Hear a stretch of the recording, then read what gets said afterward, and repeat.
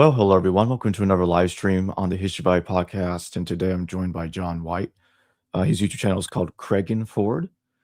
He covers a lot of, he does a lot of detailed, highly detailed videos about ancient mythologies, ancient cultures, and their religious thought processes. They're very, very detailed videos. I couldn't recommend his channel more. Again, it's tagged in the description below, and it will also be in the pinned comment. So if you're not already subscribed over there, if you're not familiar with him, go check out his videos and subscribe. You'll you'll love it. You really will. Thank you. Thank you very much, Jacob. Pleasure to meet you again.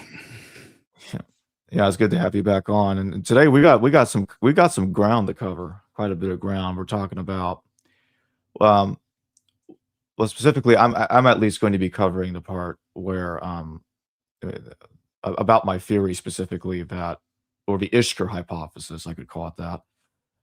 The idea that Ishkur evolved into the God of the Bible. And there's a lot of similarities between that specific Mesopotamian deity and the God of the Bible. I covered a lot of this earlier this year on Derek's channel. In fact, the very first video I did with Derek back in 2019 was also on this topic. Although, albeit at the time, there were some corrections to the theory since then, and the theory was more of an, not, I wouldn't say in its infancy stage, but it was still very early in the game. So there was some changes since then. But there's a lot of parallels between Ishkur and the God of the Bible that I've shown over these last several years that one would be hard-pressed to find with other Mesopotamian deities, especially with how Ishkur's character evolves over time. And when his character evolves, he still parallels the God of the Bible, and it only increases over time. But John, you also we're both going to be having PowerPoint presentations, and John, I know you got your own that you want to show. Well, I'll talk, and if I need to put up a slide, I will. Okay. Okay, let's do. I'm just here to support you where I think I support you, and here to challenge you when I think perhaps you're overreaching, if you overreach. Okay, fair enough. All right, let me get it loaded in here. Of course, File Explorer chooses this very moment to be difficult.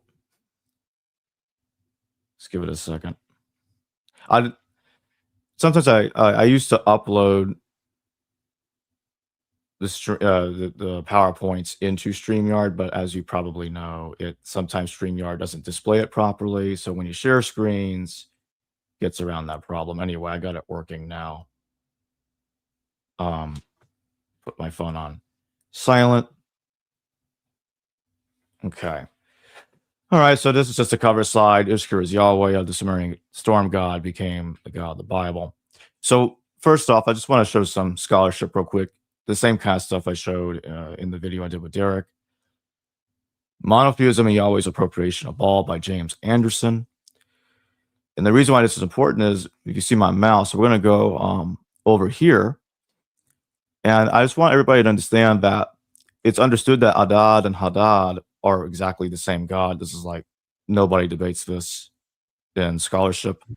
And Baal is understood to be him as well. And they'll get into how the writings, the logograms, the same, Baal is written in the same kind of way that Hadad is written. And he's called Baal Hadad even in the Baal cycle. Yes. So you see that combination.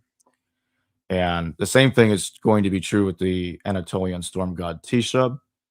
And let's go to the top here. Ishkur was also used to denote Adad and other manifestations of the storm god, including Adu, Baal. The reason why I want to show this is so everybody understands that at least here, these different names are all the same deity here, and it's recognized in scholarship.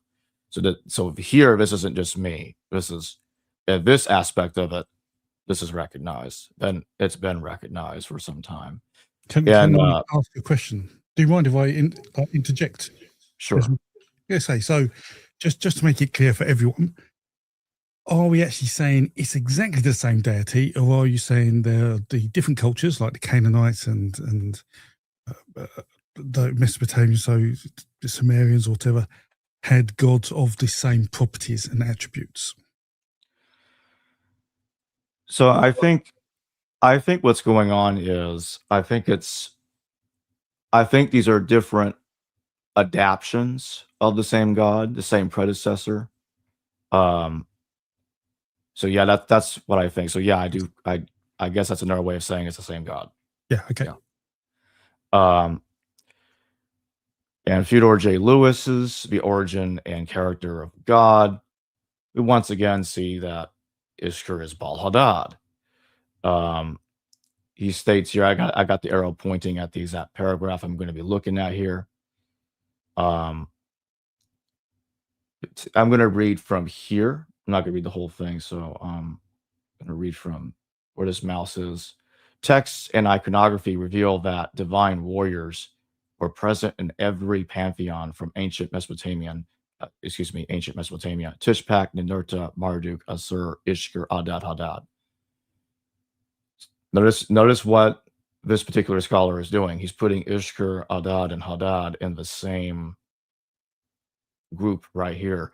He's trying to say that this is the same deity. That's why he's not breaking them up in the commas like he is with the other ones. This is the same deity as far as he's concerned, just as we saw before.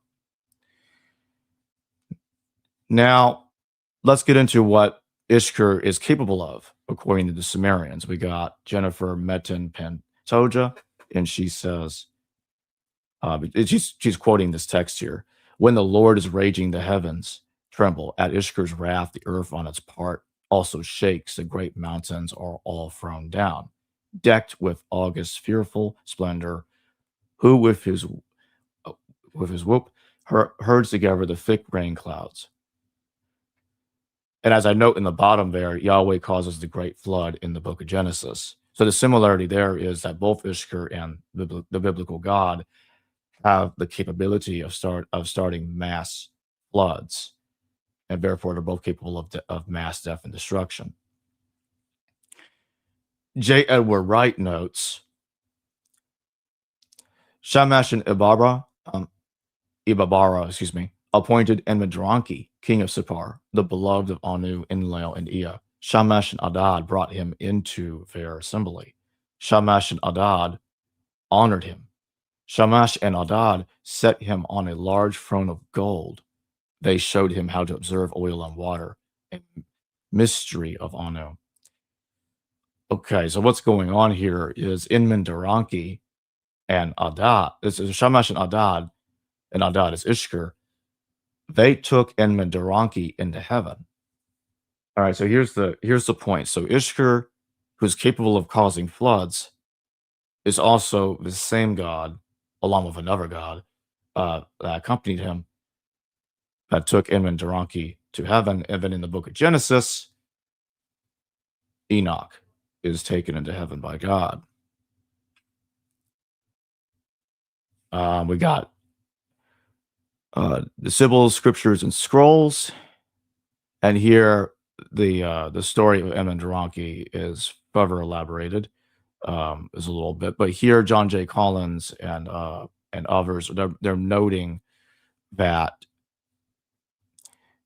I'm just going to read this second paragraph here at the top. In being moved to seventh place, Enoch took on some attributes of one of the long-lived antediluvian figures of the Sumerian kings list, Enmedraki, who is similarly placed seventh in certain versions of this list. An important text from Nineveh, sometimes called Enmedraki and the Diviners, in which Enmedraki is instructed in the mysteries of divination by the gods, Shamash and Adad, in their heavenly assembly, and becomes the ancestor of the guild of Baru diviners. Reads as follows. So I'm not going to read all of that, but the point here is I'm trying to show that there's a lot of recognition here, but in the parallels between Enmedraki and the biblical Enoch. And that this is not just me. This has been going on. These parallels have been noted for a long time. Okay, so now we're getting into Ishkur overthrowing Enlil. Well, going into the ball cycle, and what's important here is that there are Hurrian texts. There also might be Hadean text. One of them definitely talks about the 70 sons of Afirat. And then you had Baal Hadad or Teshub slaying the 70 sons of Hadad. Sorry, of Afirat, not of Hadad. Hadad's the one doing the slaying. And here you have Baal seized the sons of Afirat. He smote the great ones with the broadsword. He smote the pounders of the sea with the mace. He dragged the yellow ones of Mot to the ground. Then did Baal sit upon the throne of his kingdom, on the cushion, on the seat of his dominion. And goes on. It says over here, then in the seventh year, divine Mot, to mighty as Baal, he lifted up his voice and cried, "Because of you, Baal, I have suffered abasement." I think that's what that says. "Because of you, I have suffered splitting with the sword." Okay, so here we're seeing a conflict between Baal Hadad and the sons of Afirat. Afirat's the queen of the gods of the Canaanite pantheon. She's the main consort of El, their supreme god. And so El's children are literally under attack by Baal Hadad. And this also happens. I don't have the other text I'm talking about, but there is an Anatolian text, and Mark S. Smith, I believe, covers this. And I think there's some other scholars that talk about that as well, which El-Qanursa even tried. El-Qanursa just means El, creator of the earth, the Hurrian version of El, and seems to be it is the Hurrian version of Enlil. And El-Qanursa is trying to stop the conflict. He's trying to appease Baal Hadad, and it doesn't seem to work out. Again, I don't have that particular text in front of me. Well, let's keep going. This is from the Song of Hedemu. There are several different songs that are connected to Teshub, different stories of him triumphing. And it kind of seems like they're all just kind of repeating the same story. You have the Song of Ilyanka, the Song of Hedemu, the Song of the Silver One.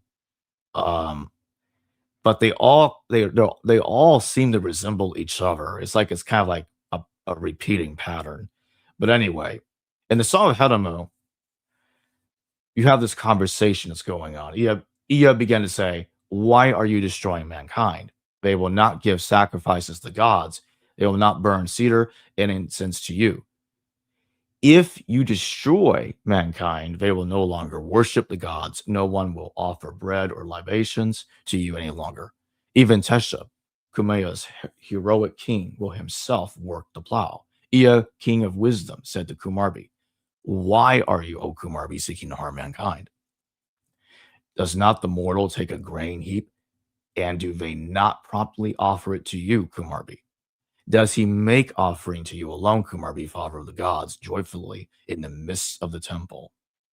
So here, this is yet another attempt with a different spin than the other texts I was just mentioning a moment ago, in which instead of El-Qanursa being the one that's trying to calm things down, Ea is the one being a bit confrontational in while also trying to alleviate tension. But again, it doesn't work here either. Alberto R.W. Green, the storm god in the ancient Near East, he says, "The popularity of Adad among the Hurrians is also apparent in the Nuzi text, which identified the Hurrian storm god Teshub of Adad. In addition, in the Hittite capital of Hattusha, the cult of Adad and his consort became so important that the city was once referred to as the city of the storm god, or Teshub of Halab. The Nuzi archives also list the temple of Teshub of Halpai. It was in Syria proper. However, that the power, or let me read that again. It was in Syria proper, however, that the power, prestige, and importance of the storm god Adad emerged during the Middle Bronze Age, to such unrivaled prominence that he became the most important and profusely cited deity in the Near East. This is about Ian Rutherford, Hittite texts and Greek religion. He is noting the different stories, or at least a couple of the different stories I was just talking about earlier, the Song of Adamu and the Song of Ulukumi. And the reason that I'm bringing this up here is to give more detail, to give more information about Teshub's opponents.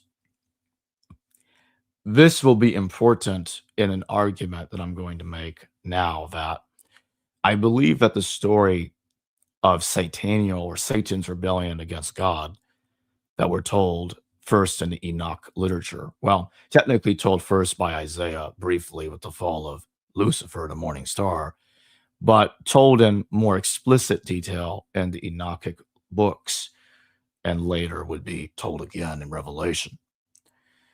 But here you see that after Ishkur takes over, or Teshub as they call him here, Ulukumi, or Ilyanka, whatever you want to call him, the rebel, tries to defeat Teshub, and he fails. You see here, I'm going to read from the second paragraph, starting where my mouse is. Kumar B has the infant Ulukumi planted on the shoulder of Ubuluri, a sort of Atlas figure who supports the heaven and earth. The sun god sees him growing in the sea. It was standing like a shaft with the sea coming up to its knees, and reports to the gods who go to Mount Hazi to observe.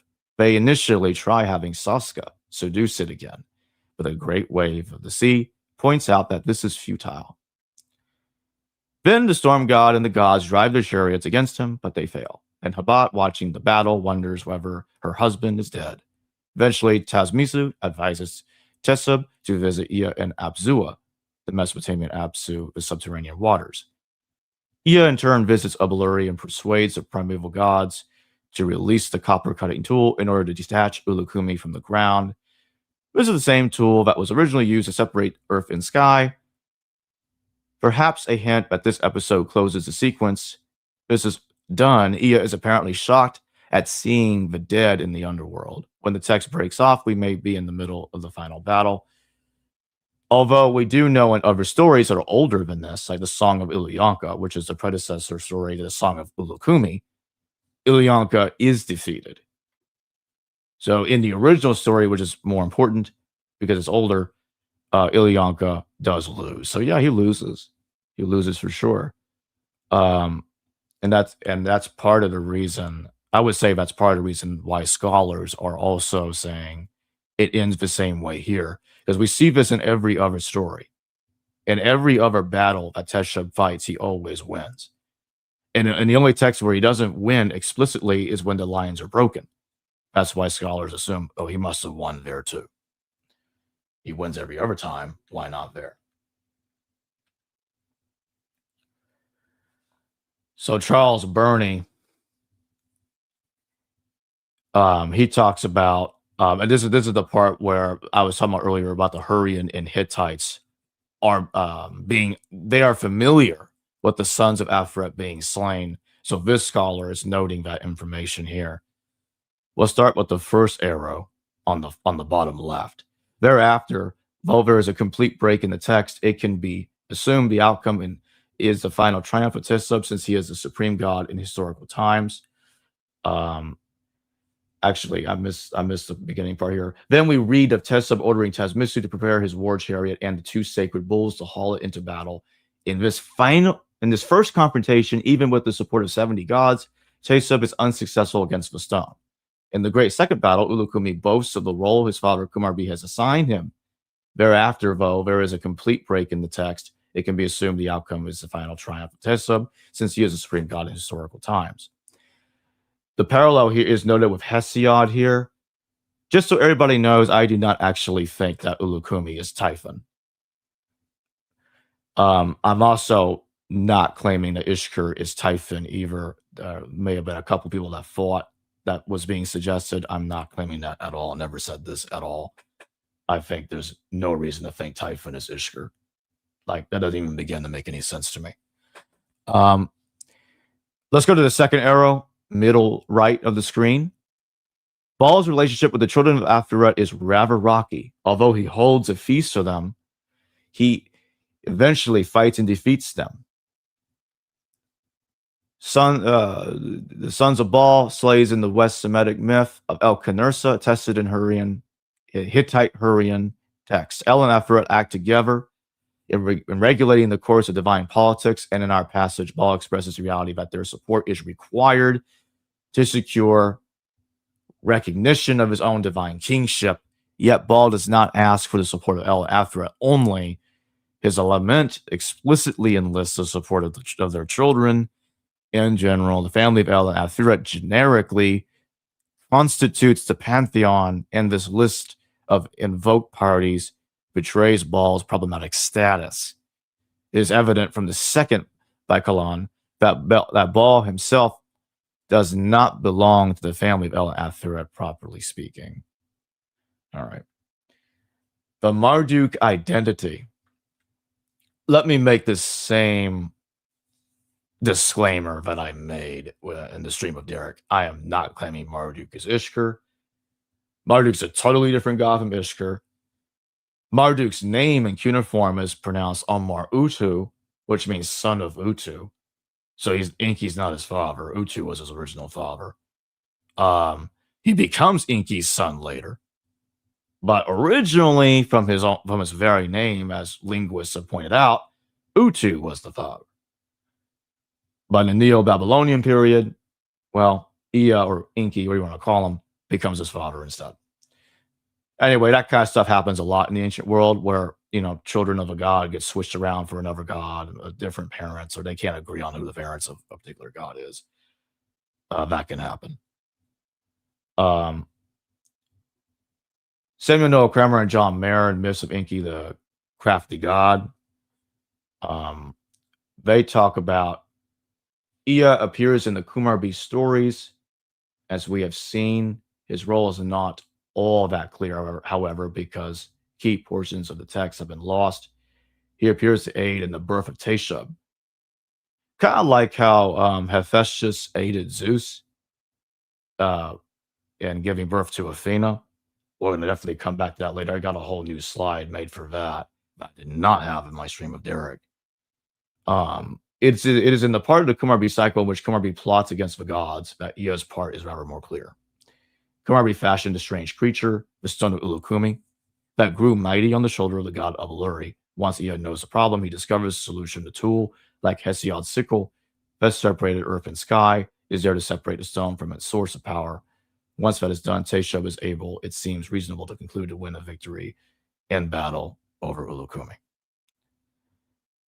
Now, here's where things get interesting. The Hittite link is complicated not only because much of the text is broken, but because so many roles in the story seem to be doublets, such as has been suggested before in the case of the Enuma Elish. If Ea were not himself a character in the story, one would be tempted to expect the following pattern.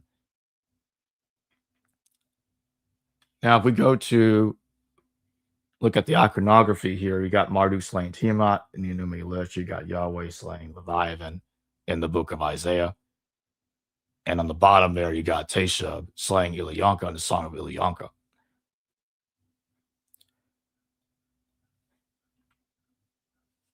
And to complete my point about Marduk,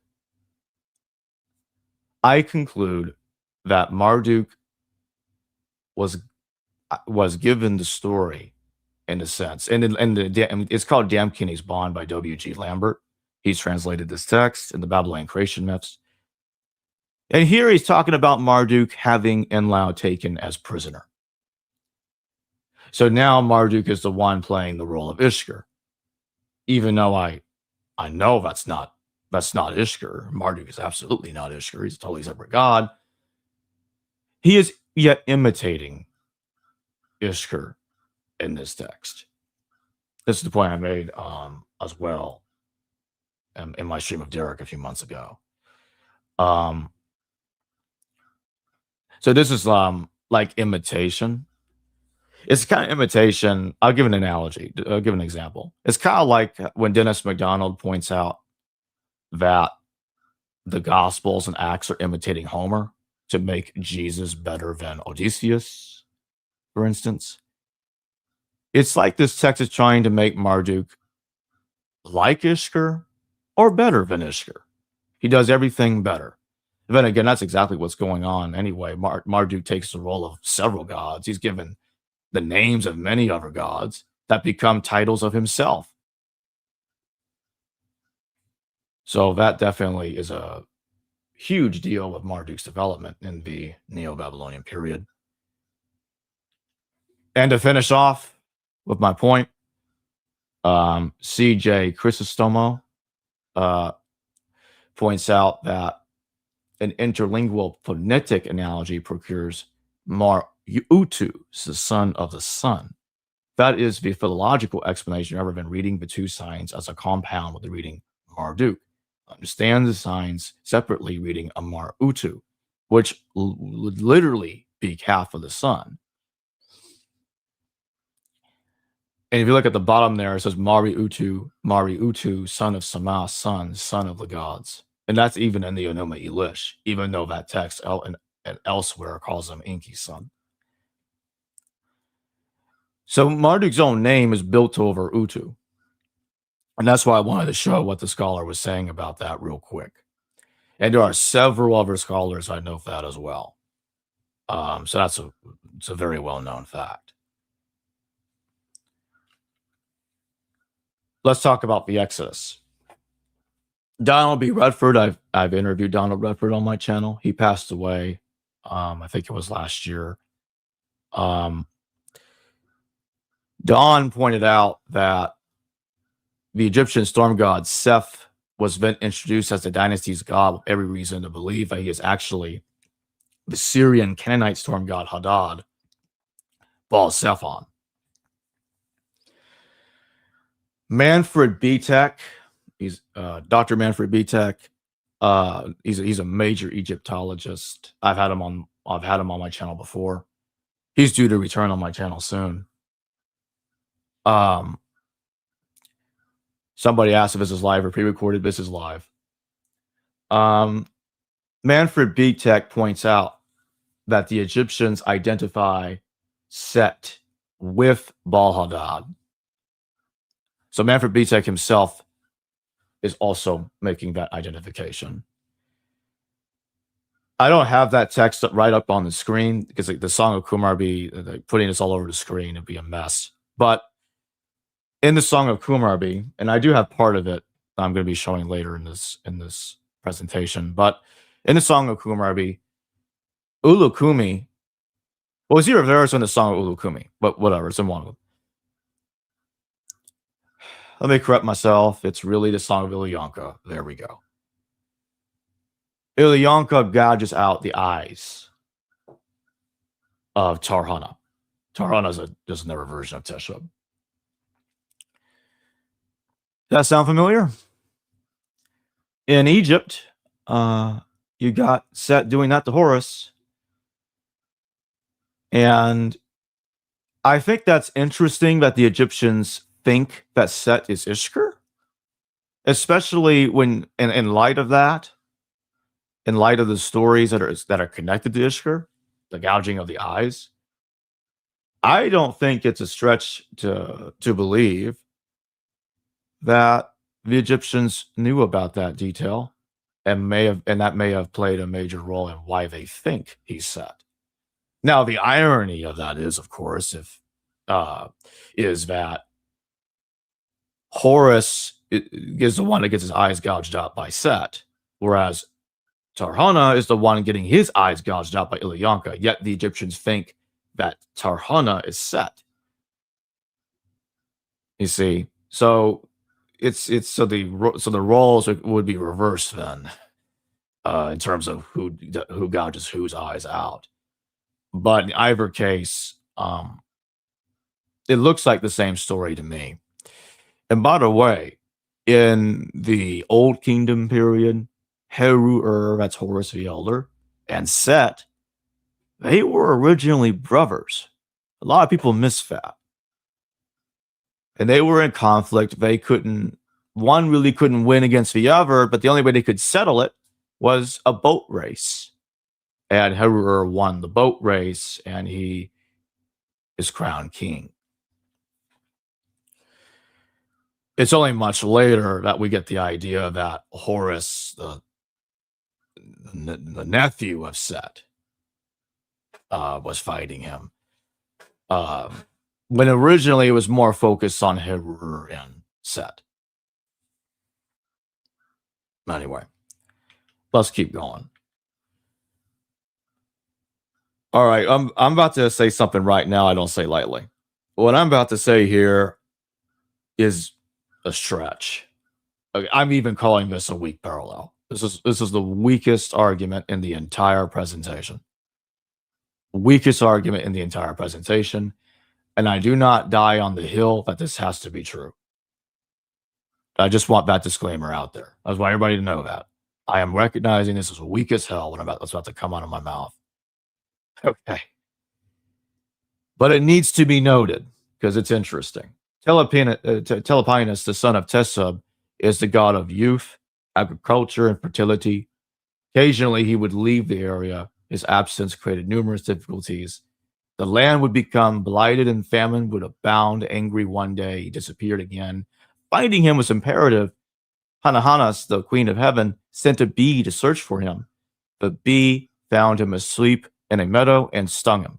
He was so infuriated that he destroyed everything around him. The queen sent an eagle to return him to her with the assistance of beautiful young women, possibly the Gosa goddesses. The goddess of healing, Kamrusipas, who brought along sesame and nectar. He was cleansed of his negativity, then all good things were restored to earth.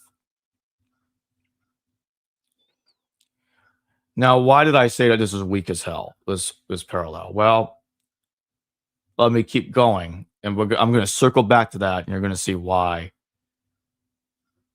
I said that about Telepenus. Because in a very weak way, Telepenus is sort of a dying rising god, but he's more of a disappearing god. But he's a son of Teshub, so some of you might know where I'm going with that. But again, I already admitted it's weak. That element's the weakest argument of this whole presentation. Hands down. I'll come back to it. Christopher Hayes and Winnemann's prophetic mission. This is what he says. I'm going to read from the middle of the second paragraph where my mouse is. Seth seems to have absorbed from Baal the myth of combat with the sea. And on the new kingdom year, 400 Stella, found at Tanis, he is portrayed in a human form and in dress characteristic of Levantine portrayals of Baal. This reflects an incorporation of Baal Seth into Egyptian imperial theological rhetoric in the 19th and 20th dynasties. For example, Ramses II not only claimed to be beloved of Amun, his father, but also called himself Seth Baal and boasted that the Hittites said to him, "You are Seth, Baal in person. The dread of you is a fire in the land of Hadi. The mighty Pharaoh was Baal." To finish up, I'm going to read from the bottom here.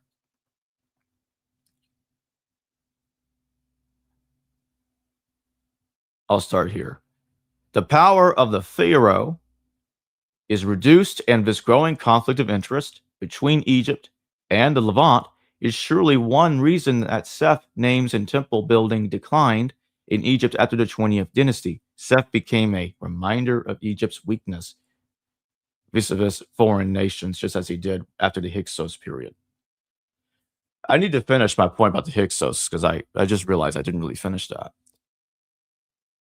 Manfred Betek and Don Redford, they all make this point. Ishkur, Baal-Hadea, Teshub, Dharana, what do you want to call him? Same god. Is the chief god of the Hyksos. This is coming from like one of the leading Egyptologists of our time, Manfred Betek. The storm god Ishkur is the chief god of the Hyksos. I just want everybody to really think about that for a second, because what did the Hyksos do? What did they do? They went into Egypt in an invasion. Now, some try to minimize it by saying it's kind of a migration, although there was a real war one way or the other. And and then they leave Egypt. They lose. Josephus Flavius in the 1st century AD, even he saw the similarity there. And he compared it to the Exodus. My point is, you have Ishkur, who's already having amazing parallels to God of the Bible, is even a chief god of a people that went into Egypt in the early 2nd millennium BCE and left Egypt close to the mid 2nd millennium BCE. I just think that's very interesting. I don't think that's a coincidence. I think there's definitely something going on there. I think it's just more evidence that he did evolve into the God of the Bible. Let's keep going. James K. Hoffmeyer, an Akhenaten in the Origins of Monotheism. This is what he has to say. Hyksos king adopted Seth for himself as Lord, and he refused to serve any other god that was in the entire land except Seth. Whoa, hold on a minute now. That almost sounds like monotheism. Now, it's not quite monotheism. That would be henotheism. Henotheism is the idea that, okay, I'm not denying that there are other gods, but I'm only going to worship one. But there are still other gods. That's henotheism. So that's what you got going on here. You got the step just below monotheism. Seth, he said, I'm going to keep going. Seth, of course, was an Egyptian deity who corresponds to Baal in the Semitic world. Orly Goldwasser recently explained that the offense of the Hyksos is not only that they worship Seth, but the fact that the Hyksos ruler did not worship any other god in the entire land except Seth. The use of the word "except" is the same exclusionary word used by Akhenaten to describe Aten. Jan Asman has suggested that behind the charge of heterodoxy against the Hyksos were dislocated Amarna reminiscence. The idea is that the bitter and recent memories of the Atenist heresy were unfairly equated with the Hyksos. Goldwasser, on the contrary, argues that the memory of the Hyksos religious practice was an authentic, not superimposed or artificially projected ideological affinity. The Amarna king and the Hyksos king may have shared a genuine religious otherness. I'm not going to get into if I think there really is something going on with the Aten and Seth. That might be something I want to think about more, because that's a really huge claim there. But that is interesting that Akhenaten does reuse language of the Seth only people that's being referred to here. Something might be going on there, but I'm not gonna dive into that any further. We're gonna keep going. Ishkur as the rider of the clouds. John L. McClellan points this out, that Ishkur is understood as a cloud rider. I'll read from the second paragraph in the bottom, where my mouse is. One of Baal's common titles in the Ugarit text is the rider on the clouds, which is often compared with Psalm 68:5. However, contrary to the NRSV's "him who rides upon the clouds," the latter actually says the one who rides in the deserts, which fits the reference to Yahweh coming from the Sinai in verses 9 and 18. Just wanted to point it out real fast there. This is one of the best. This right here about the show is one of the best evidence I've got going for this theory. This is as close as we're going to get to an admission that they're the same God. This is as close as we're going to get in the ancient world, unless something else shockingly shows up. And the Elephantine Papyri. Some of you have seen discussions that I've had with other scholars like Dr. Jonathan Adler and others. Conversations I've had with Neil Sinlak, a Gnostic informant, about this. The Elephantine Papyri has no just I just want everybody to fathom this. There's absolutely no evidence the Torah existed from the Elephantine papyri. Just nothing. I don't want to get into that too much because it's kind of going off topic. If we're not talking about the dating of the Torah today, but it's just interesting how the Elephantine papyri just has absolutely no awareness of the Torah, just none. Anyway, I digress. So a further problem arises, however, when we try to determine the origin and antiquity of the concept of Anat as Yahweh's wife attested at Elephantine. So what he's talking about is, I need to read the first part there that I skipped. Seems indubitable that the goddess Anat, in the form of Anat Yahu, did function as Yahweh's wife amongst the Jews at Elephantine in the 5th century BCE. A further problem arises, however, when we try to determine the origins and antiquity of the concept of Anat as Yahweh's wife at Elephantine. Okay. Yes, there is a deity called Anat Yahu in the Elephantine papyri. Yeah, she is portrayed as Yahweh's wife. The problem that arises is like, what exactly can we discern from that beyond this point? That's been a debate on, by scholars, but we only have that one little line for the Elephantine papyri. We don't know much about Anat Yahu other than that. Who is Anat's wife in the Canaanite text? I didn't say that right. Who is Anat's husband in the Canaanite text? Baal Hadad. That's right. We're used to hearing that Asherah is Yahweh's mother all the time. Asherah this, Asherah that. Here's the problem with that. Dr. Margaret Barker, I think, points it out brilliantly. Asherah is not really Yahweh's mother. Because if you go in the Baal cycle, Asherah is the consort of El, the Most High, Yahweh's father. How could it be his mother? Now, somebody might ask me, okay, Jacob, explain the Yahweh and its Asherah inscription. Fair question to ask me to explain that. Here's what I think could explain it. There's a triple goddess syncretism that happens in canon. Sometimes Astarte, Asherah, and Anat are kind of fused into the same goddess. The triple goddess. Maybe what happened is that Asherah got confused with Anat, and that's the reason why that text is written that way. As Yahweh and his Asherah. That's just my guess. Somebody asked if John is still here. Yeah, he is. He's in backstage right now because I have this presentation on full screen. He'll be back on. I'm almost done rambling. Almost there. Yahweh versus Baal, a conflict of religious culture, by Norman C. Hubble. Okay. I'm going to read from the center right here where my mouse is. I'm going to move my mouse as a circle right here. Okay. That should give everybody enough time to find it.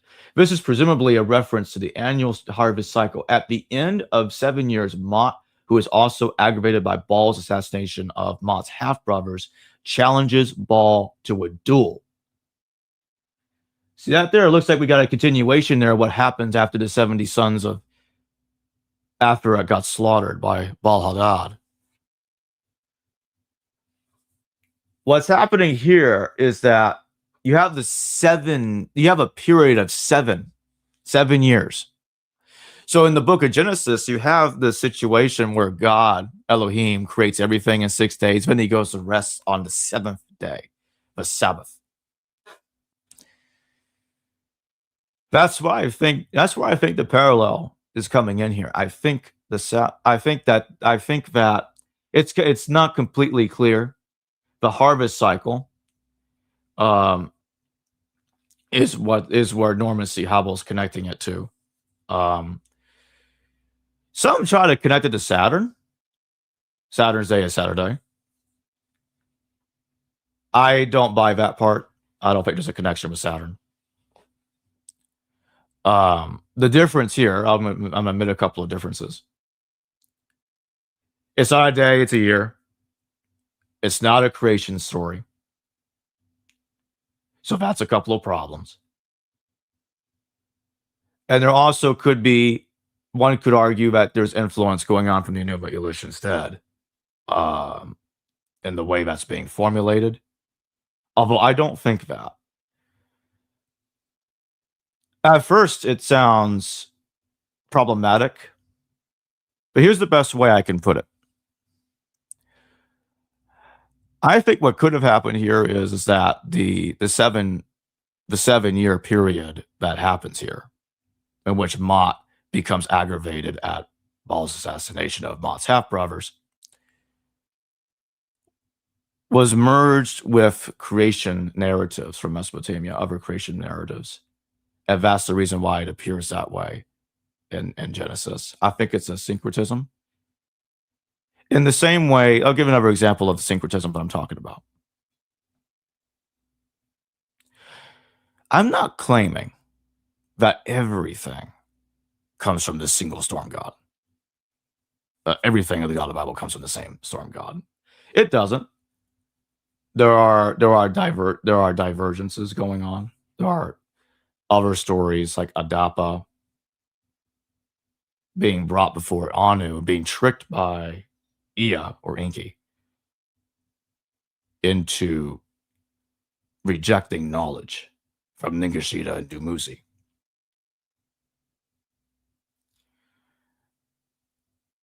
And they go up to,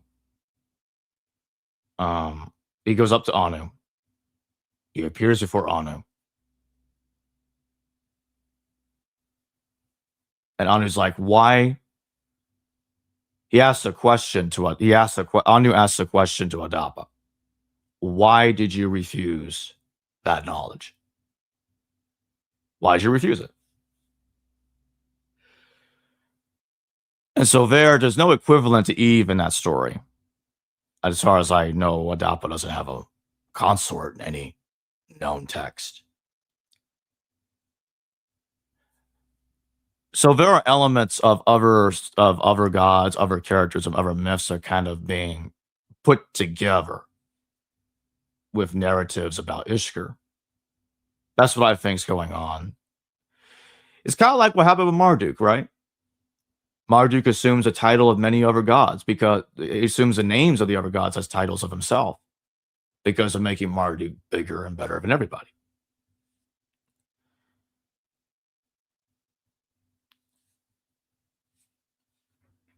So that's the point that I'm trying to make there. We have to understand that they can conflate different stories together to create a different story that we see in these later texts. Tarhan's birth. All right. We get here that this is from the Song of Kumarbi. Okay. I'm just going to read this stuff here.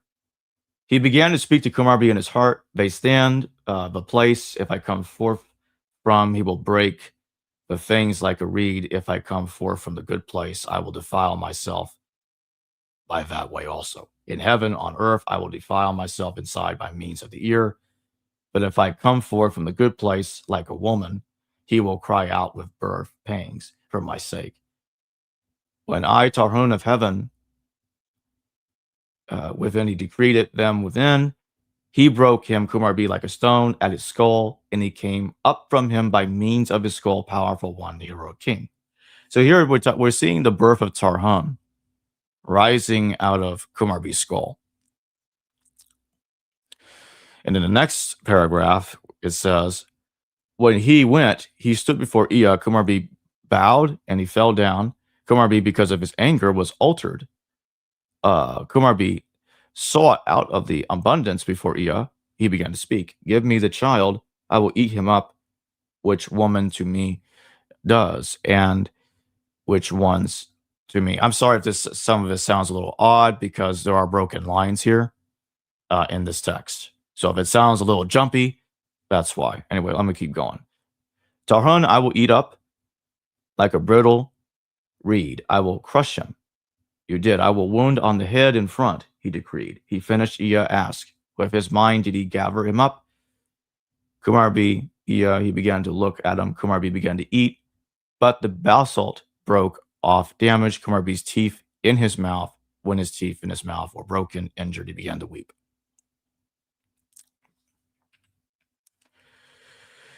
Okay, we're almost done here. The Greeks reject Ishkur. What the hell do I mean by that? If you look at Hesiod's Theogony, and this is old news, these parallels have been noted a long time ago, although they've been noted by scholars in a very strange way. This is here where I'm going to take a big issue with scholars on this. They like to compare Ishkur to Zeus, and Zeus with Baal Hadad for some reason. And I can't even begin to fathom why. I mean, they're both storm gods, but other than that, they really aren't that similar. But Zeus does something here that clearly shows he can't be Ishkur. If you look at Hesiod's Theogony, we're gonna start from the text on the left.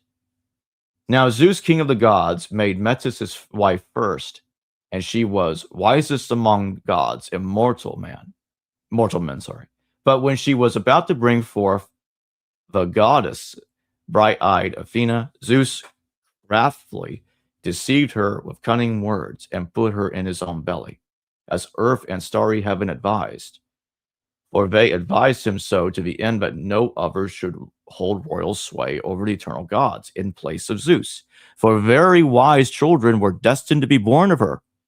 First, the maiden bright-eyed Trigonia, equal to her father in strength and in wise understanding. But afterwards, she was to bear a son of overbearing spirit, king of gods and men. But Zeus put her into his own belly first, that the goddess might advise for him both good and evil.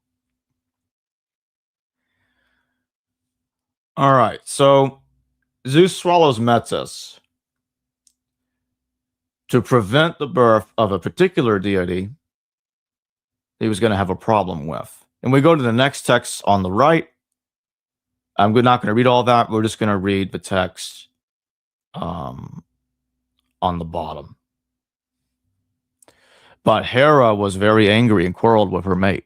And because of his strife, she bare without union with Zeus, who holds the Aegis, a glorious son, Hephaestus, who exalted all the sons of heaven in crafts. But Zeus lay with fair-cheeked daughter of Ocean and Tethys, apart from Hera. Deceiving Metis, thought, although she was full wise, but he seized her with his hands and put her in his belly, for fear that she might bring forth something stronger than his thunderbolt. There it is right there. Stronger than his thunderbolt. That's the key line here I want everybody to think about as I keep reading. Therefore did Zeus, who sits on high and dwells in the aether, swallow her down suddenly. But she straightway conceived Pallas Athena, and the father of men and gods gave her birth by the way of his head on the banks of the river Trito. And she remained hidden beneath the inward parts of Zeus, even Metis, Athena's mother, worker of righteousness, who was wiser than gods and mortal men. There the goddess Athena received that, whereby she excelled in strength in all the deathless ones who dwell in Olympus. She who made the host-scaring weapon of Athena. And with it Zeus gave her birth, arrayed in arms of war. This is clearly the same story as Ishkur's birth out of Kumarbi's skull, or Kumarbi's really Enlil, but anyway. Instead, in this text, Athena is the one rising out of Zeus' skull. So the roles get reversed. There's actually a goddess in the Sumerian text called Anunitum. Anunitum is a goddess of war and virginity. She was described as a very loyal daughter of Enlil. I think she was the original prototype for Athena. And when you get over here and you see this story about Athena being the one that rises out of Zeus' skull instead of a male god that would be stronger than his thunderbolt, it seems like this was done because they wanted to keep Zeus. In this narrative, it's kind of an excuse for why Zeus stays the supreme god. Now I want to go to the Rig Veda briefly, and then as I close. In the Rig Veda, you have a couple of different narratives about Dayu and Indra. Dayu is recognized to be just the same god as Zeus. They're connected in the Proto-Indo-European stuff. I'm finally getting to that. Yeah, it's in the title of the stream. I'm finally mentioning it. But anyway, Indra is described as having a conflict with the god Tevastar, and Tevastar creates Vitra, or sorry, I didn't pronounce that right, Vrita, who fights him. He fights him. He fails. Indra defeats him easily. And it sounds like to me it's just yet another version of this story. And so in India you have Dayu getting overthrown by Diu, Zeus. In Greece, nope. He gets away from that scot-free. And you have this narrative about how he literally evades it. And that's how Hesiod's Theogony goes about it, at least. He swallows Metis just like his own father Kronos tried to swallow his own children, including Zeus. I didn't even get into all of this. This is the list of parallels. I slightly modified it from my stream with Derek. This is the final slide. Some of these details I didn't go over in the entire in the stream. There was probably a couple of them that got skipped. Sharuma helped Ishkur defeat Ulukumi Ilyanka, just as Michael assists God in defeating Satan. You read the books of Enoch. You got Yahweh taking somebody into heaven. That's Enoch. Ishkur does the same thing with Ehrman Duranki. You have the link with the 7. In Ishkur's case, the 7 years. You have Yahweh's case, 6 days, and the 7th, and then going to rest on the 7th. You have Ishkur causing floods. Yahweh causes floods. Being a chief god of the people that went in and out of Egypt. His father being El, of course.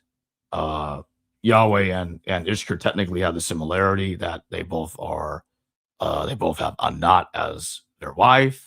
Anat Yahu's not in the Bible. She's mentioned in the Elephantine Papyri, so you have to go over there if you want to read about her.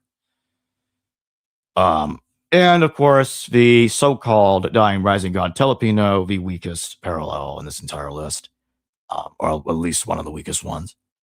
And the reason why I say that one's weak is because it's not clear if that should even be parallel to Jesus. In a way, one could argue Ishkur himself, because he dies and rises again in the song of Kumarbi, or the song of Ulyanka, because he gets his eyes taken out. You could try to compare him if you want to, although I'm not really going to do that. Telepino has weak parallels to Jesus in the sense that he represents the death and resurrection of nature, but that's not exactly. But again, that's different from what happens with Jesus in the New Testament. It's not really the same thing. That's why I put weak parallel in parentheses. So you see there, that's the weak part, but everything else has got a lot going for it. I was tempted to put weak in the 7-year part. That one could be weak, but other than those two, a lot going for the other stuff. Okay, that long ass presentation is over, John. Thank you for waiting. Yes, that was longer than I expected, Jacob. But I won't do a presentation myself for fear of driving people away. I will just I'll counter some of the things you said, and I will talk a little about some of the things you said and how they may not be as amazing as you think, and I'll talk about other things as well. And we'll just have a fine discussion of stories and myths and all sorts. So I must admit the 7 years, 7 day Sabbath thing, I think is stretching it. I mean, number 7 is quite ubiquitous in myth. So I don't. If you took that out of it, I don't think I admitted that. There. And yeah, the Telepino thing. I do think that's stretching it. There isn't. I already said that was super weak. Yeah, but I already said that. Apart from the rest, I was pretty interested in that. You did mention Manfred Bitek. I think it was the Egyptologist. Did he actually say Ishkur was a chief god, or did he just imply it through saying someone like Baal Zephyr was chief god? He was talking about Baal Hadad, but said that he was also Ishkur. And he's going to be elaborating on that further in a stream that I'm doing with him. I think it's in January, and we're going to talk about the chief god of the Hyksos. But 3 years ago, when I first had him on, he was pretty clear that Baal Hadad is the chief god of the Hyksos. I decided to not play that clip because you would have been waiting another 5 minutes. So that's right. No, just asking for clarification, because we didn't really get a chance to talk while you're going through all that. Sure. So I didn't want to ruin your flow. So, I'm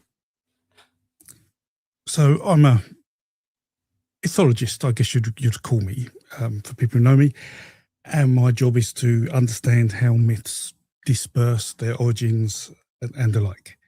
So what we seem to be talking about here is that gods are sharing very similar stories. Yeah. Is that right? Yes. So, and because they're sharing similar stories, we then assume the gods must be the same. Is that right? Or is it there's other things going on? Like, did they look the same? Did they have the same imagery? There are other things going on, because I try to be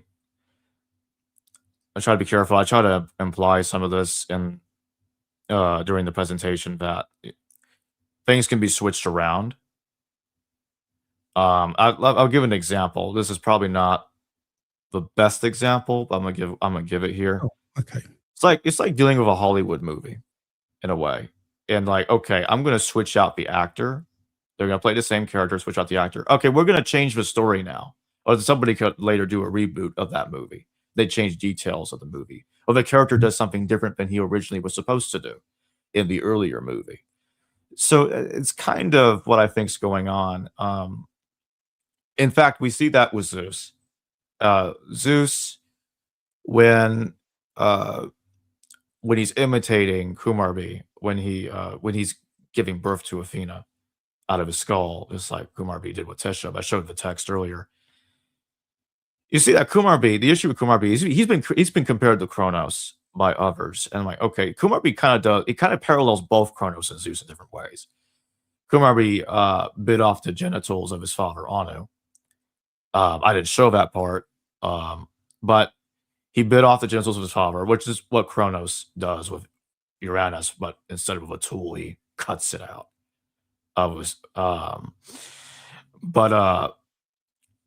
So it's kind of being split up. Like one god does part of it, and the other god did the other part. So it kind of gets split up between two different gods in the Greek religion, is the way I would look at it. But one last thing I'll say. But it seems pretty clear to me, at least. The Greeks skipped a step. You have 3 generations. You have Uranus, he's overthrown by Kronos, and then Kronos is overthrown by Zeus. But there's supposed to be a 4th one, where Metis is supposed to give birth to somebody stronger than Zeus's thunderbolt, and Zeus is like, I'm not having this. And intervenes, he stops it from happening. So instead, Athena is the one that Zeus gives birth to. So that's my point. Okay, so when we study myths, the details aren't necessarily important. Just the what we're looking for are small constructs of the story that are not corrupt through linguistic or cultural boundaries. We can chop it up, and if we chop up these stories and compare them, we can make a more scientific view on whether they're the same or not, rather than a gut feel of people thinking, well, they feel the same. And so what we're talking about here is the chunk of the stories we're talking about is a Near East creation myth, where we have a sort of a shadowy god who is succeeded by one whose name means heaven in most of these stories. And then heaven is often deposed and castrated by his son, usually with a sickle, which is quite important, which reflects the agricultural aspect of this, which is quite important, which we'll come to in a minute. Sure, yeah. The son feels threatened by his unborn offspring, and tries to protect himself, and tries to eat them sometimes. There's sometimes a bit of incest going on, and matricide and patricide, but the attempt to terminate his children often fails, and he's overthrown by his son, who becomes the ruling storm god. And then the deposed father figure creates a monstrous enemy, usually, and as his last-ditch champion, and the storm god and his followers eliminate that threat. That's the general gist of the story, and we see that flow all the way from the creation myth of Dunu to Hurarian, Hittite, Phoenician, part of Babylon, all the way through Anatolia into Greece. That story, and that's why it ends up in Greece. We just see it there, and that probably has transferred via trading routes, more likely, but we see a lot of that. We see a lot of stories from the Near East flow into Greece. We even see Ishtar flow into Greece as Aphrodite, and eventually Venus in Rome. I agree with that, yeah. Yeah, absolutely. So we definitely have evidence, strong, confident evidence that Near Eastern myths are flowing into Europe. Now, we often consider Europe as Indo-European. That's because they're speaking Indo-European languages. But certainly in the northern Mediterranean, so Greece and Rome and Anatolia, there was a persistent influence from agricultural farmers from the Near East. That culture kept flowing along because there was an easy route by land and by sea. So there was a constant flow of culture, which means that the stories being told in those cultures who were speaking Indo-European languages were actually still significantly influenced by the Near East and the agricultural cultures, which is why Greece has a Near Eastern creation myth at its heart. Now, you also have to bear in mind that we only have limited versions of those myths. There were probably 20 or 30 or 40 versions of them. So when we, again, talk about details about things missing or not, that isn't necessarily a significant factor. What is important is that we have this layering in the myth. And we have the layering in the myth of there's a sort of primordial father and mother who has a child who then probably has sex with his mother or kills his father and had more children who he doesn't want to rule the world, and it all gets crazy. But you do all that, and that's done, and it's done in many myths. It's you can even see it in myths of Atlantis, even from Plato.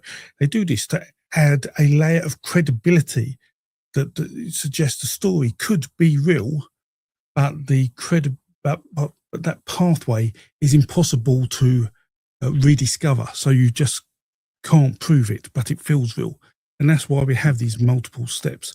So providing there's steps there, a minimum of 3, it adds that layer of credibility to allow people to think that actually this probably could have happened when people believe such things. So there is that. So in terms of, I guess, timing wise and monsters and things like that, that's also really interesting, because you talk about Marduk and Tiamat. You touched on Deus and Indra fought Vitra. So what many people don't realize is that Indra versus Vitra and Marduk versus Tiamat, those stories are written about the same time, and they have a huge number of parallels, more than coincidental, which is a bit strange. The only thing that's slightly different is that when Indra kills Vitra, Indra doesn't create a world from it, where Marduk creates the world, the firmament and the ground.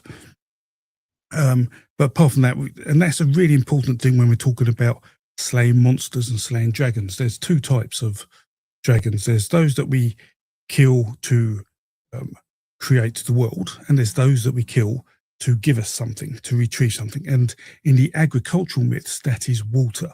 So Vitra, when Vitra is killed, water is released from the 7 rivers of the cosmos or whatever, and it rains a lot. And we get water released in many of the serpent slayer myths, from including Tiamat, who means deep water. And it was quite interesting, which I don't think you mentioned, was in the Bible, the first 2 lines of the Bible, or the first 2 verses, sort of in the beginning, God did something, and I think his wind blew over the deep, I think is a translation of what's the first 2 verses. And the wind blowing over the deep is often seen as a synopsis of the Enuma Elish, as in effect a nod to, everybody listening to that would know the Enuma Elish story, and by saying that they know, oh, okay, this is a creation myth, what is going to happen next? And so you've got God there literally enacting a story that Marduk was or had enacted. Don't know if you're comfortable with that. Similarity, but that's certainly there. So yeah, in terms of the monsters being killed, then so when you talk about things like Typhoon and that, Typhon, whilst the water monster wasn't used to create the world, but I do think Typhoon and Illimunki, I think his name was, are very similar beasts in terms of myth. Because I know you said you wasn't too sure if or you weren't going to compare. I wasn't. What I was trying to say is, by the way, I don't know why. Like this part's bothering me. I need to mention this real quick. I don't know why I said that I mispronounced Vitra earlier. I didn't. I don't know what the hell's going on there. But anyway, but the point is, like, so there was some that think that I was comparing Typhoon to Ishkur, which I was not doing at all. No, Typhoon isn't Ishkur at all. No, Typhoon is the bad guy. Right. I never. So what happened there is that Typhon was compared with Set. Although I don't think Typhon is Set. No. I just don't. I don't know why he's compared to Set, but I'm not buying that either. Again, to me, it's just saying it's just as absurd as saying that Typhon is Ishkur. Now, if you look at Typhon's character, he's a big threat to Zeus. Even the other gods are having a hard time trying to stop him. He's the son of the mum, son of Gaia, wasn't he? So, which is the element of the story you expect.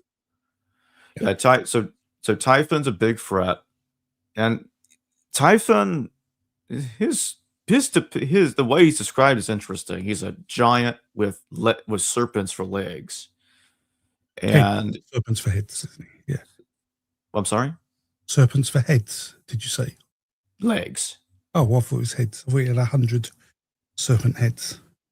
Might be wrong. Okay, different. Or I might be misremembering. Either way, he's kind of a mix of. Yeah, he's a hybrid conglomeration of horrors. Yes. Yeah. And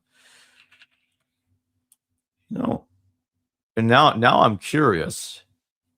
I think I was right. Here, let me put this image up real quick. Yeah, serpents for legs.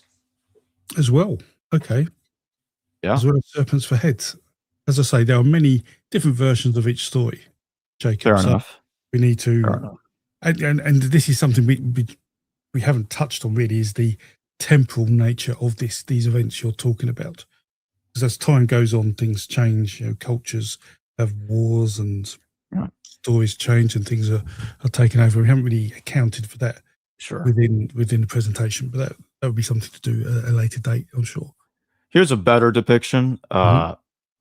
and you definitely see Typhoon with serpents for legs in this one. He's got Yes. wings, and there's Zeus on the left there going after him. Uh, it kind of reminds me more of the Nurta's fight with Anzu.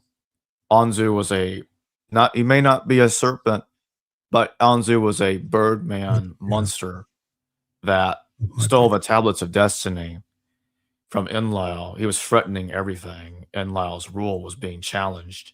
So that to me, narratively, kind of reminds me a little bit more of Typhon. And the gods were scared of him. They didn't want to fight him. And the Nurta is like, okay, it falls In to the me. Murphy, yeah, kills I'm Enzo, gonna yeah. do it. And he defeats him, retrieves the tablets, and brings it back to Enlil. And I'm like, to me, I was like, I just have to wonder if that could have been the primary inspiration for Typhon. Um, yeah, is it like a straight shot one-on-one inspiration? Probably not, but No, to it me, wouldn't the be, core yeah. if the core idea is it's good enough for me, and we can talk about syncretisms and how they changed it up over Yeah. time and whatever. Yes, because the creation method Dunu, which is in the Lambert book, I think you put up. I think there's copies in there. I think that's dated from 2000 to 1200 BCE. I think, and then the Enuma release is slightly later, about 1500 to 1200. Same with the Rig Veda passages on Indra Mhm. Vitra. The Song of Urikumi is around the same time as well. And then there's a period of time before we get Hesiod Stilgani. So you've probably at least 500 years. So there's plenty of time for things to get shaken up. And then you've got Philo Byblos, his version, the Phoenician version of that myth, which is about 100 CE. It's in the library of Apollodorus. Then you got Dionysica of Nonus, 500 CE, doing a version. And most recently, which most people don't realize, that story's in Persia, 900 CE, in the Persian Book of Kings, the Sarnama of Dusi. So that creation myth is a great story. So it is told everywhere and a lot. So we shouldn't be surprised it is everywhere, and it is applied to the deities of the regions, whoever they are. So the point I'll probably try to say is, just because all the deities in different cultures have the same story, that on its own isn't enough evidence to say they are the same deity. As you say, you do have other evidence that backs that up. Now, the other thing some people here may be wanting to understand is Yahweh influenced from the Indo-Europeans. So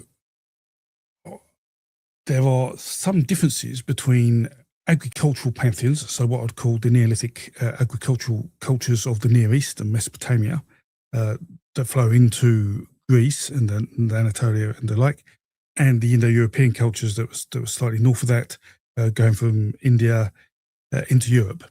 And that is that the head of the Indo-European pantheon had a sky father, in effect an earth mother, where it was slightly different in the agricultural pantheons, where the sky father was actually a storm god.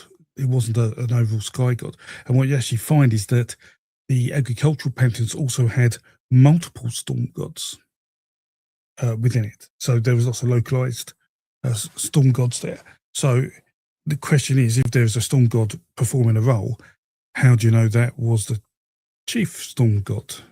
So that's why we've got to be careful saying who is a chief storm god. But it's normally reasonably clear on that. But they do change with time, as you have said and noticed, and obviously change with culture. But what we do find in the Indo-European space is that in many occasions, the Sky Father is then replaced by the Storm God.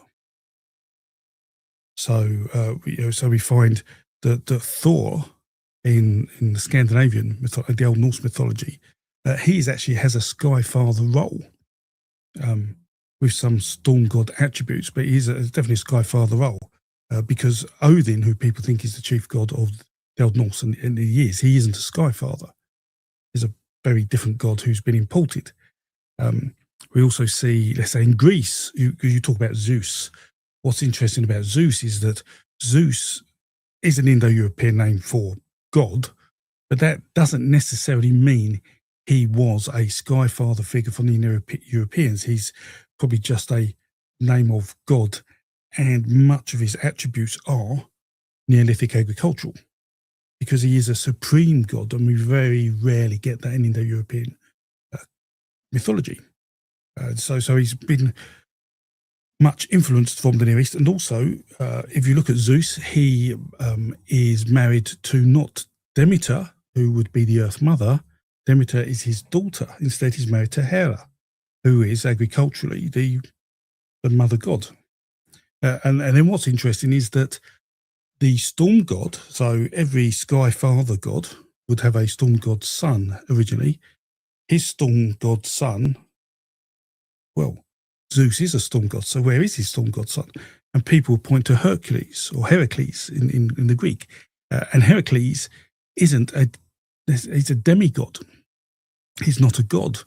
And if you look at his name, it's Heracles. It's like he is the glory of Hera, the glory of the mother, who is an agricultural goddess, not an Indo-European goddess. So Greek is just to look at Greece as a benchmark for anything in mythology in terms of Indo-European or agricultural culture, Near Eastern culture is, I think, not a wasted effort, but you'll have to be prepared to sift through an awful lot of data to feel confident in making any assertions about cultures outside of the Greek to do that. For example, Athena, you talk about being born.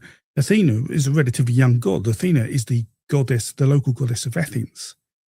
You know, that's a pre-Greek state, or it's like when the city-states were there. She's a god of the Athens city-state, and so is she a local god from a long, long time ago, or is she more recent when the city-states started to form? And so then how does that affect the creation myth and the dating of that and when she came in?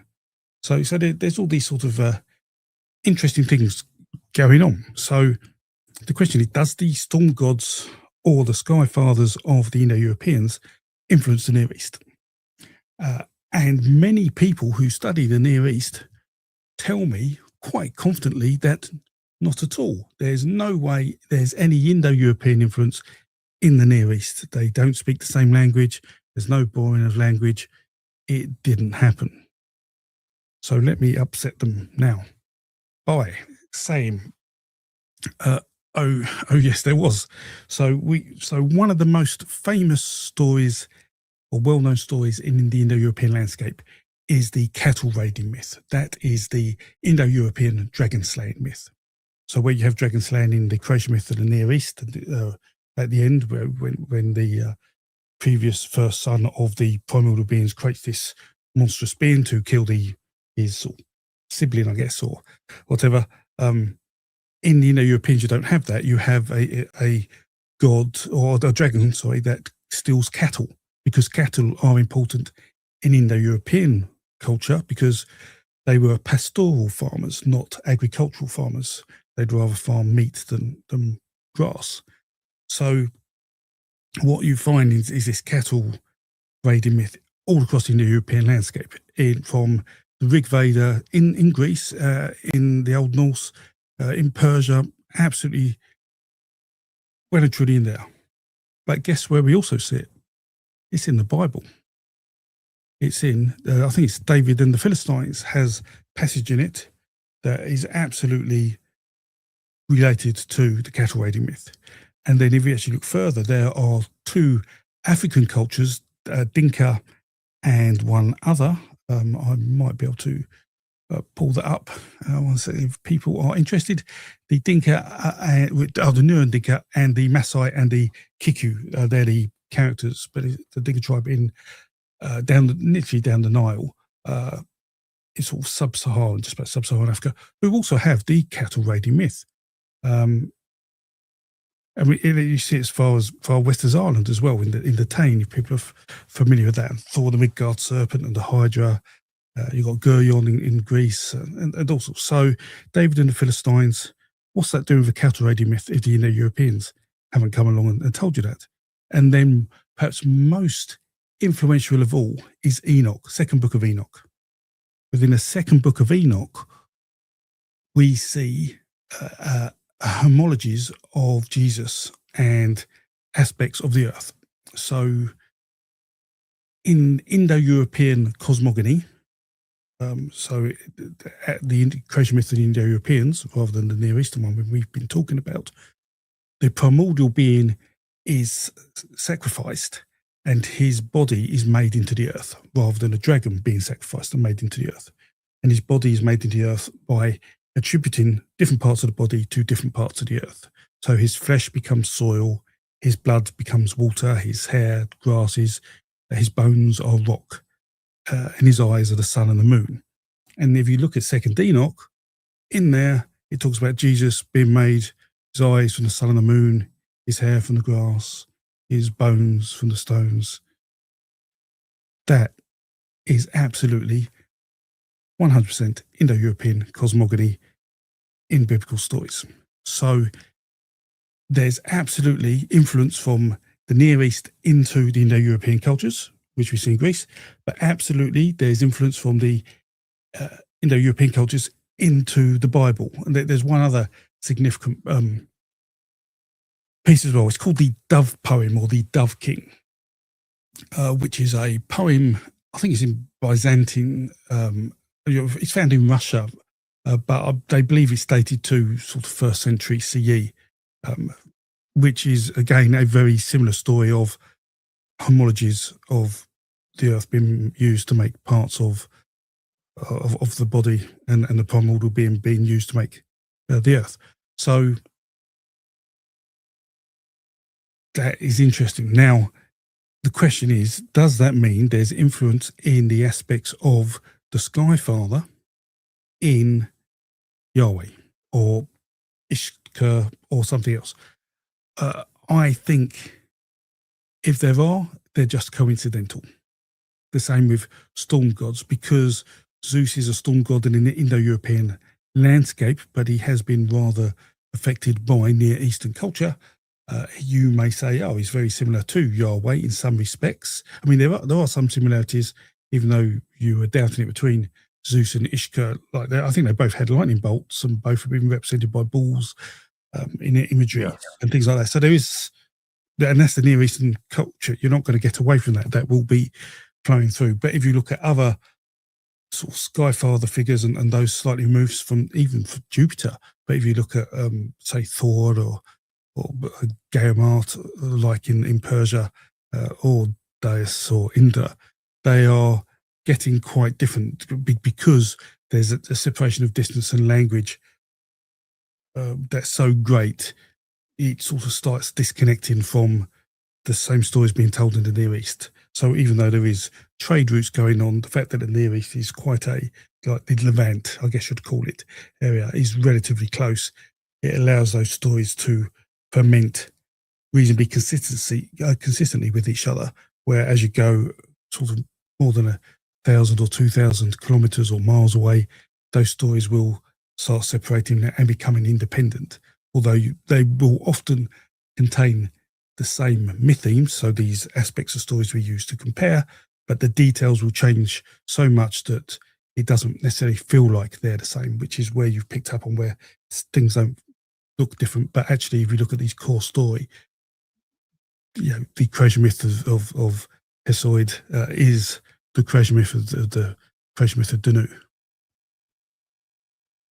Actually, to add to what you said, there was a translation of a text that's been recently released. I think it was in the beginning of this year, probably earlier than that,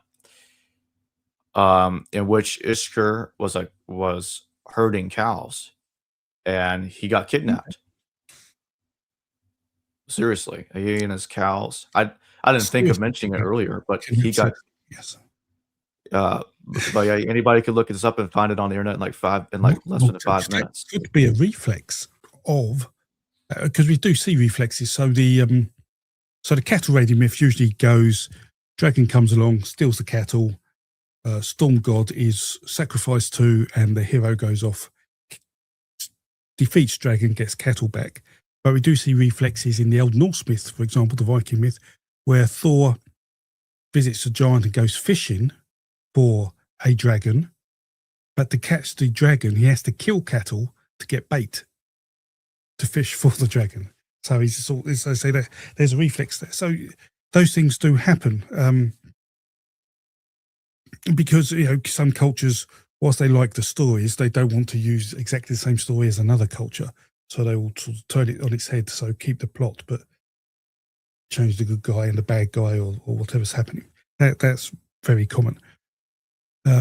So the other thing I wanted to mention again is for people who perhaps ponder that there's no external influence into biblical myths, because there may be some out there who feel the Bible is the oldest story.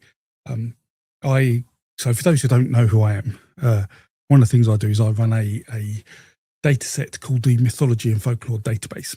And it's used by hundreds of universities across the world who use it for research to study origins of myth and socio-economic impact of what was going on over the last 10,000 years or so. There's a lot of data in all these stories.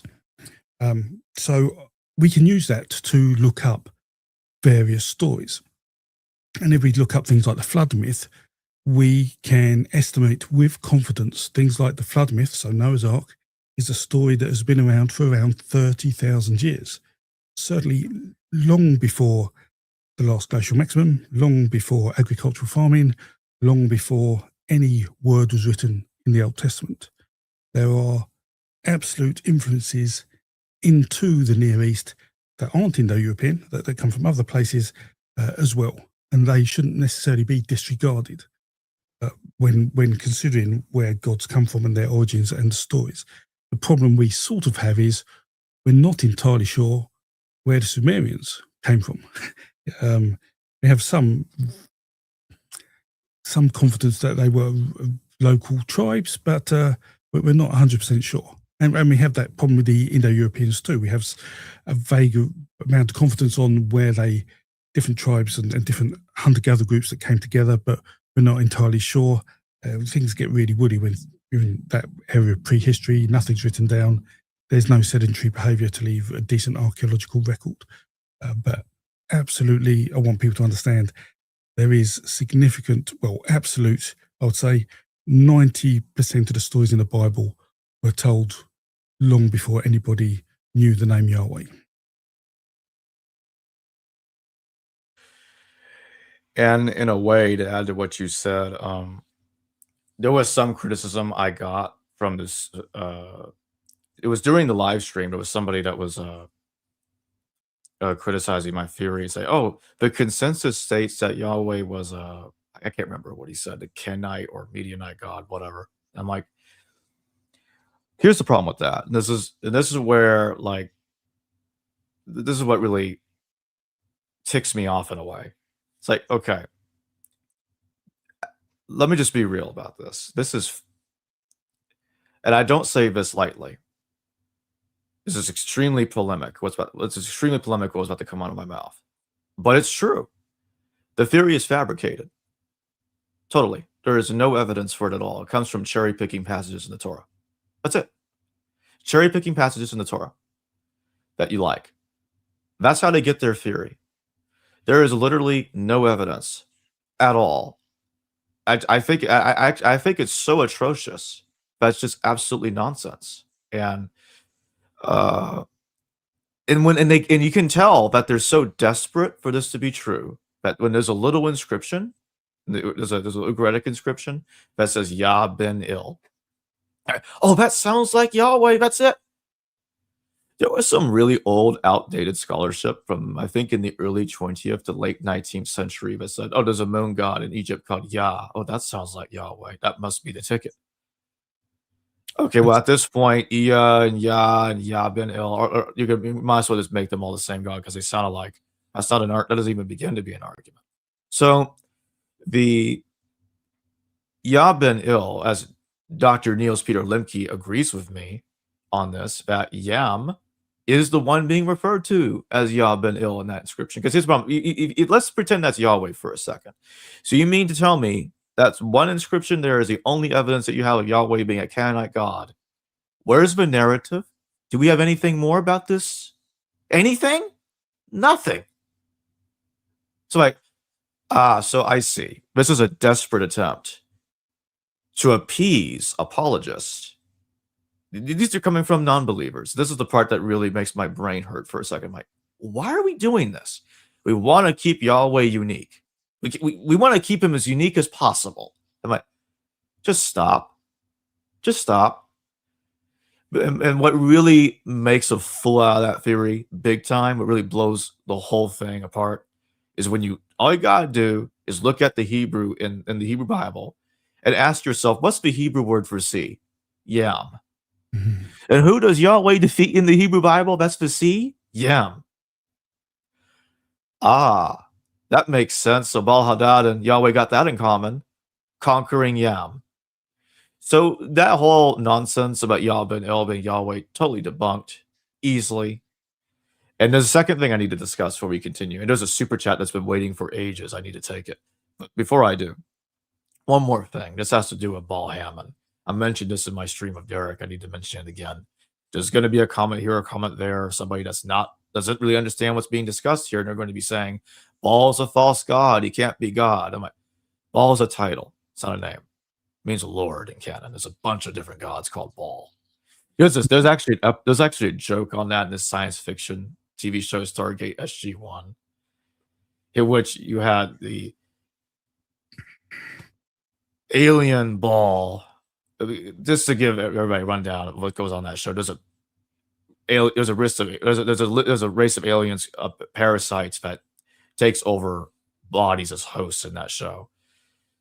And one of the parasites was called Baal, and he cloned himself into multiple different balls.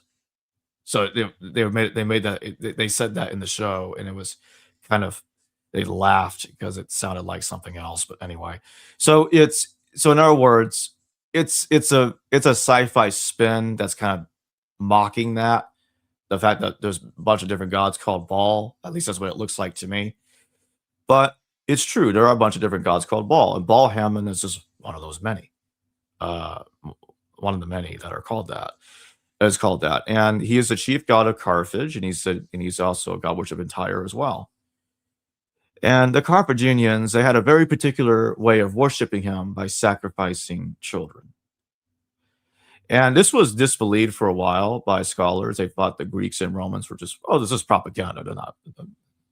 This isn't real. For some reason, they were questioning that until they found the evidence. Like, okay, I guess it's true. So, and I think that the Book of Kings, that talks about Elijah pretty much ending Baal worship, or crippling it. This, I think, again, this is not really essential for my theory about Ishkur and Yahweh. But anyway, this is a separate theory. I go off a later dating of the Hebrew Bible. I side with Niels Peter Lemke, the late Russell Gmurk, Gad Bernia. Yeah, I think they're right that these texts are much later. In fact, there's no evidence the Torah existed before the 1st century BC either. I could go there. We have no evidence of that. I mentioned earlier the Elephantine Papyri. No reference to the Torah, to any of these texts in the Hebrew Bible at all, is in the Elephantine Papyri. All we have is little pieces of scrap from the Ketef Hinnom scrolls. Like a couple of sentences here, a couple of sentences there. Hardly anything to work with. Yeah, parallels, little pieces of stuff you find in Torah, just tiny little pieces. And that's it. That's all you have to work with. So to end what I'm saying there, I think that the Bible, I think that the Baal that the Bible is critiquing is Baal Hammon. And they're not talking about Baal Hadad, obviously. They're talking about Baal Hammon as the false god who is being worshipped. But that's, or Moloch, what do you want to call him? That's who they were talking about. It's not Baal Hadad. That's not the Baal they were criticizing. In fact, if you look at the book of Hosea 2:16, or Hosea 2:18, depending on the Bible you're reading. The author of Hosea hated Baal. I just want everybody to fathom this. The author of the book of Hosea hated Baal so much that he said, "Don't call Yahweh Baali, Hebrew for my master, anymore. Call him Yishi, my husband." So even though Baali is just a word, it just means my husband. You can tell that the author wanted people to stop referring to God that way because it sounds like Baal. So it's like, we don't want to use any terminology that even sounds like it. So he's going on a full-scale purge. We've got to change how we address God over here, everybody. Get with the program. That's what you're seeing in Hosea. It's like it's the same kind of stuff you see in Kings. That's it. Oh yeah, the super chat. I almost forgot about that. South Galatian, thank you for your super chat. Finally got to your question. How is an Indo-European origin of Yahweh compatible with the fact that it was only present in the southern Levant? Wouldn't we expect it to be widespread among the Western Semites? You want to take that first, John? There isn't a Indo-European origin of Yahweh, so that's the quick answer.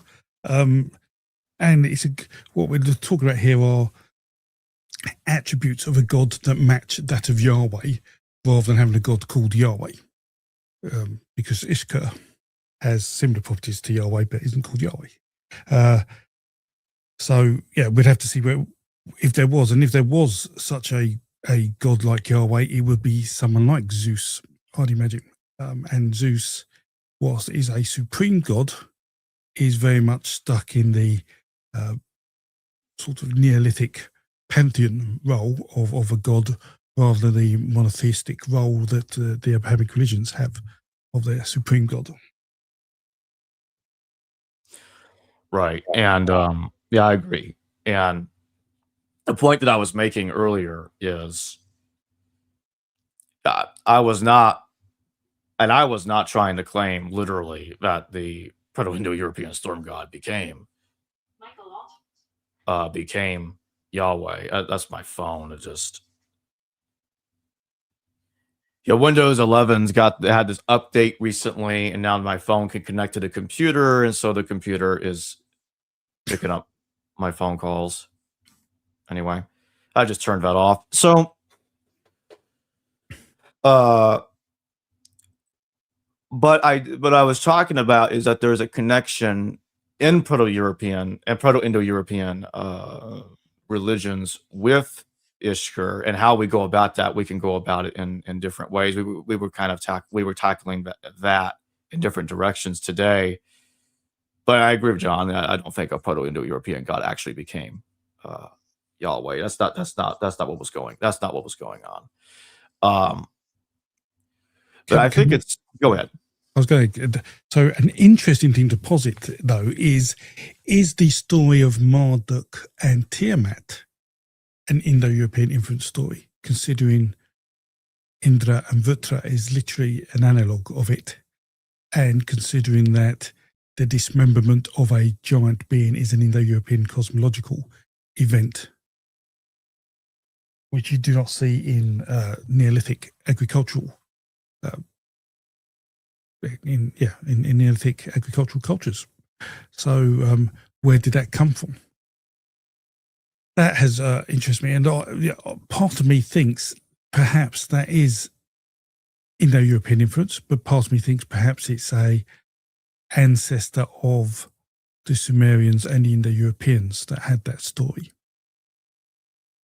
But it makes me feel that could have perhaps come from India. That's likely. So there's a website called Indo-European.eu, which has many maps of cultural migrations and linguistic migrations across the Indo-European landscape. And there's an interesting map at 3,500 years, which shows how the Indo-Europeans have gone into Central Asia. But one aspect of them have come back round and have literally turned up where Jordan is. Now that, I don't know too much about that culture. I don't even know its name. I could probably find out I had better glasses because I've got it on my screen, but it's really small. The Mitanni culture is an Indo-European culture from the Fedorovo culture. And that's turned up, say, just, what is it? I don't know, it might even be Iran or Iraq. But it's in there. It's certainly in sitting next to the Euphrates and Tigris at 3,500 years ago. So that suggests there is, again, some scientific evidence and archaeological evidence that supports an Indo-European culture sitting on the doorstep with the Hittites and just above the Canaanites. So I don't know if we go back a bit more, but could that have influenced the Babylonian Empire, the early Babylonian Empire, and Marduk and the Enuma Elish? And if it did, and do you think Marduk and Tiamat, because it's mentioned in the Bible, therefore it is Yahweh trying to be Marduk in the first couple of passages of the Bible? If that did get influenced by the Europeans, you could theoretically argue at a stretch that Yahweh has some influence from the Europeans. But that is a real stretch. But it is it's not an impossible thought if someone wants to spend time trying to flesh that out. Yeah, I agree. I mean, in the same way that Marduk was imitating Ishkur, Ishkur was the one that was overthrowing his father Enlil, and now Marduk becomes the one later to have Enlil imprisoned, captured and imprisoned in battle. And so he's also imitating Ishkur. And Marduk and Ishkur do have that. They do have the slaying of a serpent in common. Although the details aren't all exactly the same. And his enemy is depicted differently. It's a stone giant in one place, a giant serpent in the other place. So he's depicted differently. It's not consistent. Exactly. As I say, those details don't really matter in the grand scheme of comparison. How we compare myths, but yeah, right. Actually, need a monster there or something grotesque or scary. And the interesting thing about Marduk, as I've shown earlier, that linguists have shown that Marduk, by looking at Marduk's name, they can tell that he was originally a son of Utu, the Sumerian sun god, and which would indicate to me that at a much, much earlier period, Marduk was more of a minor sun god. And then over a long period of time, he turned into this super powerful god that we have become familiar with. I don't know if there was sun god worship, whether the sun god was considered the god, the sun and moon gods. You see that in more primitive cultures. And if it's the son of a sun god, that's equivalent to a storm god being the son of a sky god. And that can turn out to be a very powerful figure in culture and myth. Right. There's also an interesting story. It's kind of getting off topic for a moment, but there's an interesting story about the Marduk ordeal, in which Marduk was apparently brought on trial before the Assyrian god Esser, the Assyrian sun god. And it kind of reminded me, it's not totally the same, but it reminded me of Dionysus and Euripides' Bacchae appearing before King Pentheus. The details aren't all the same, but the idea of a god being put on trial, to my knowledge, that's not something that shows up as often. That's a rare thing. And Marduk and Dionysus are the only two gods that I can remember that seem to have gone through something like that. I just want to throw that out there. It's possible. When we do see stories in the Near East, or potential stories from 10,000 years ago that end up in Greece, 2,000 years ago. It's stories persist if they are interesting and have relevance. Right. And I think for closing thoughts, what I do want to tell people is there are different ways that one can look at it. It's one way of saying that it's one thing to say that one God's exactly the same as the other, but what I will also say is that in a way the other option is similar. That is, one God may not necessarily be the same as the other, but if it's largely inspired from the other one, then are we saying the same thing in a different way? And I think that I'll leave that up to the audience to decide how they want to interpret that. It is it's like what Obi-Wan says in Star Wars episode 6, a certain point of view. So it's all based on a certain point of view. And just to remind everybody real quick that the link to John's YouTube channel will be tagged in the description below in the pinned comment. Before I close, John, did you have anything else you wanted to say before we head off? No, it's been an interesting chat. Yeah, thank you. And your way via Marduk might have a very small percentage chance of being influenced by the Indo-Europeans. Awesome. Well, thanks for joining me today, John, and for enduring my long presentation. It's worthwhile, though, at the end. It was all good. Thank you. Hello, viewers. Thanks for watching this video from the History Valley YouTube channel. Please don't forget to subscribe and hit the notification bell. And if any of you wish to further support this channel, please consider checking out this channel's Patreon page and becoming a patron, and/or donate through PayPal or through Super Chat during your live stream. Thank you.